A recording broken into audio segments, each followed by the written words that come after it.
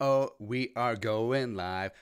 I think we're going to have to do some more of these live hits because news is breaking fast and furious because you have the Kirk Cousins extension, but really you have the more important extension in one CJ Ham. But right at the buzzer, right at the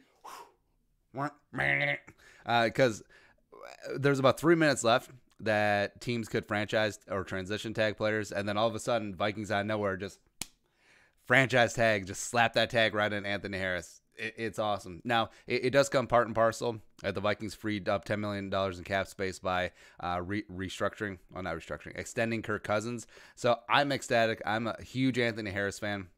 But of course, this does give the Vikings a lot of flexibility. So let's run through all the options that the Vikings currently have with number 41 right now. Number one, he could play under the tag, which would be fine. I mean, the 2019 franchise tag was 11.15 million. So with inflation, we'll just call that 12. 1 year, $12 million bucks, and maybe the Vikings will be able to work out a long-term extension with Harris long-term.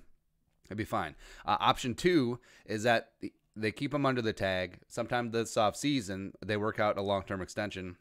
Spielman is pretty renowned for his work in able to get extensions done right before camp. So you look at the July area of the calendar, and I would be fine with that too. Even though Anthony Harris is going to be turning 29, inking him up to a 3-4 year extension, I think does bring a lot to the back end of that defense. He is a true ball hawk. He is a great pairing with Harrison Smith. So I think that would be great.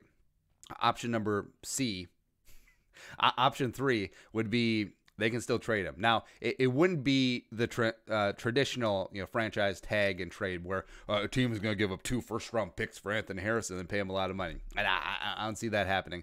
What I could see happening is like what the Dolphins did with Jarvis Landry a couple years ago. So they slapped a tag on him, and then eventually the Browns came in, offered, I believe it was a 4th and 7th. Now, trade compensation for Anthony Harris could be tricky because, I mean, the safe position it's almost like the running back position where it's a little bit devalued. It's a little bit all over the place. Like you have your haves and you have nots. I think Anthony Harris has certainly been one of the haves. But, I mean, if a team comes in and offers the Vikings, say, a second-round pick for Anthony Harris, they'd have to think about it. Right. Even though I would certainly love to keep him in purple long term, and the fact that they do have the cap space now, hashtag cap is a myth, by the way, by moving around, by cutting Linval, cutting David Morgan, cutting Xavier Rhodes, and extending Kirk Cousins, they do have the cap space to keep him. But if a team comes in and just knocks their socks off with an offer in a spot where you're probably going to lose the guy anyway, you'd have to think about it. So it does give the Vikings maximum flexibility with Anthony Harris here, and Anthony Harris, like bottom line. Worst case scenario, you play under the tag, you make $12 million bucks for 1 year, which is probably about 4 times what you've made in his career so far, coming in as a UDFA. So I'm definitely okay with this, and I think it's certainly fair for his side as well. Like again, worst case scenario, you play under the tag. Best case scenario, you get a long-term extension with the Vikings and or somewhere else. So either way, you're going to be getting your money. But man, this was a surprise, and kudos to Spielman, making some moves and just trying to do the best that they can to keep this gosh darn team together.